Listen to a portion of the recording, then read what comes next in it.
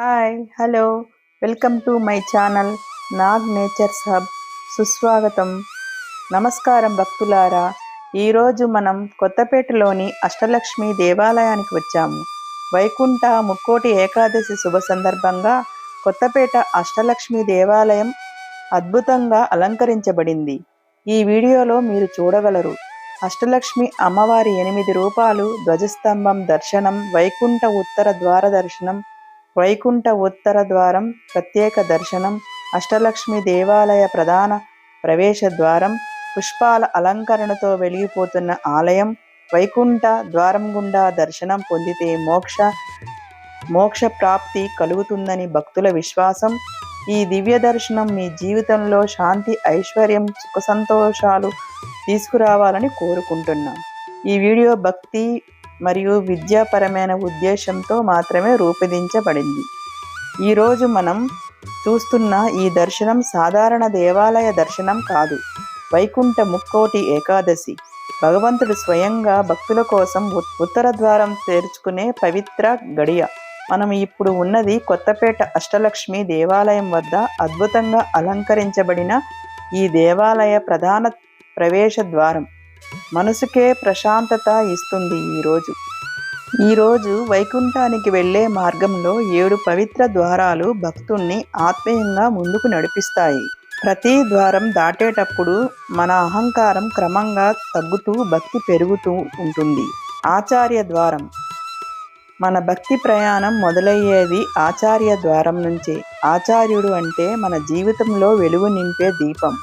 మనకు తెలియని శాస్త్రాలను సులభంగా అర్థం చేసేటట్లు చెప్పేవాడు, మన తప్పులను సరిదిద్దేవాడు, అహంకారాన్ని తొలగించేవాడు. ఈ ద్వారం మనకు చెబుతుంది, నీవు ఒంటరిగా కాదు. ఆచార్యుడి చేతి పట్టుకొని నడిచితే భగవంతుడి చేరడం సులభమే. పురుషాకార ద్వారం.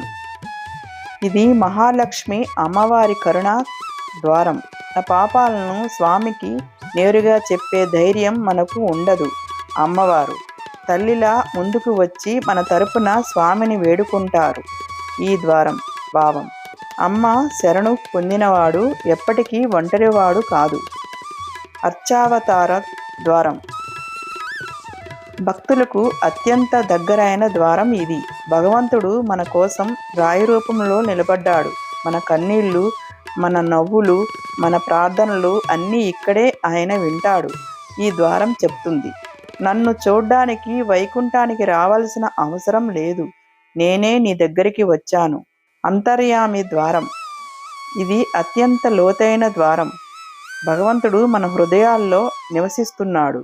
మన మాటల కన్నా మన ఆలోచనలు, మన భావాలు ఆయనకు ముందే తెలుసు.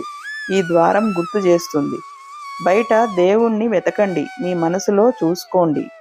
విభావతార ద్వారం. ధర్మం క్షీణించినప్పుడు భగవంతుడు భూమికి దిగి వచ్చాడు. రాముడు ధర్మానికి, కృష్ణుడు ప్రేమకు, నృసింహుడు రక్షణకు. ఈ ద్వారం చెబుతుంది, భక్తుడు ఉన్న చోట భగవంతుడు ఎప్పుడూ ఉంటాడు. క్షీరాబ్దినాథ ద్వారం. క్షీరసాగరంలో శేషునిపై విశ్రాంతి తీసుకుంటూ సృష్టిని నడిపించే రూపం. మన జీవిత కలతల్లో ఈ రూపాన్ని ధ్యానిస్తే మనసు ప్రశాంతమవుతుంది. ఈ ద్వారం సందేశం, శీలతలోనే పరమశక్తి ఉంది. పరవాసు దేవ ద్వారం. ఇది చివరి ద్వారం. ఇది పరమతత్వం. రూపం లేదు, రాగం లేదు, కేవలం ఆనందమే. ఇక్కడే జన్మ మరణ చక్రం ముగుస్తుంది. ఉత్తర ద్వార దర్శనం. ఈ 7 ద్వారాలు దాటిన భక్తుడు ఇప్పుడు చేరుకున్నది వైకుంఠ ఉత్తర ద్వారం. ఇది కేవలం దర్శనం కాదు, శరణాగతి, ఆత్మ సమర్పణ, మోక్షానికి మొదటి అడుగు. వైకుంఠ ఉత్తర ద్వార దర్శనం. ఈ ద్వారం గుండా స్వామిని దర్శించుకుంటే మోక్ష మార్గం తెరుచుకుంటుందని శాస్త్రాలు చెబుతున్నాయి. భక్తుల కళ్ళల్లో నీళ్లు, మనసుల్లో శాంతి, హృదయంలో ఆనందం. ఇప్పుడు మనం గర్భగుడిలోని దివ్య దర్శనాలకు వచ్చాము. దేవాలయానికి వెళ్ళిన ముందుగా విఘ్నేశ్వరుని దర్శనం తప్పనిసరి. వినాయకుడు దర్శనం చేసుకొని మన ప్రయాణాన్ని ప్రారంభిస్తే అడ్డంకులు తొలగిపోతాయని ఓం గం గణపతాయ నమః. ఇప్పుడు మనం ధ్వజస్తంభం దర్శనం వద్ద ఉన్నాం. ధ్వజస్తంభం అంటే భగవంతునికి మన సమర్పణ, మన భక్తికి గుర్తు. ఇక్కడ నిలబడి మన కోరికలు మనసులో కోరుకుంటే అవి స్వామి చెంతకు చేరతాయని భక్తుల విశ్వాసం.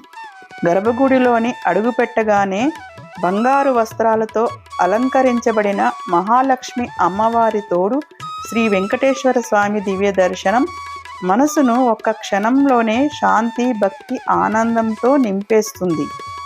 శ్రీమన్నారాయణుడు ధర్మానికి ప్రతిరూపం, కరుణకు నిలువెత్తు రూపం. ఆయన పాదాల వద్ద శ్రీ మహాలక్ష్మీదేవి సర్వ సంపదలకు, శుభాలకు అధిష్టాత్రి దేవతగా మహాలక్ష్మి సమేత శ్రీ వెంకటేశ్వర స్వామి కొలువై ఉన్నారు. భక్తుల కోరికలు నెరవేర్చే కలియుగ దైవం శ్రీ వెంకటేశ్వర స్వామి. సంతాన లక్ష్మి అమ్మవారు సద్గుణాలు కలిగిన సంతాన్ని ప్రసాదించే తల్లి. ఊయాల ఊగుతూ లక్ష్మీ సమేత శ్రీమన్నారాయణ స్వామి సృష్టిని కాపాడుతూ భక్తులకు అభయమిచ్చే పరమాత్మ. గజలక్ష్మి అమ్మవారు గౌరవం, ఐశ్వర్యం, రాజసిక వైభవానికి ప్రతీక. ధనలక్ష్మి అమ్మవారు న్యాయబద్ధమైన సంపదను ప్రసాదించే అమ్మ. ధాన్యలక్ష్మి అమ్మవారు ఆహారం, ఆరోగ్యం, సమృద్ధిని ఇచ్చే తల్లి.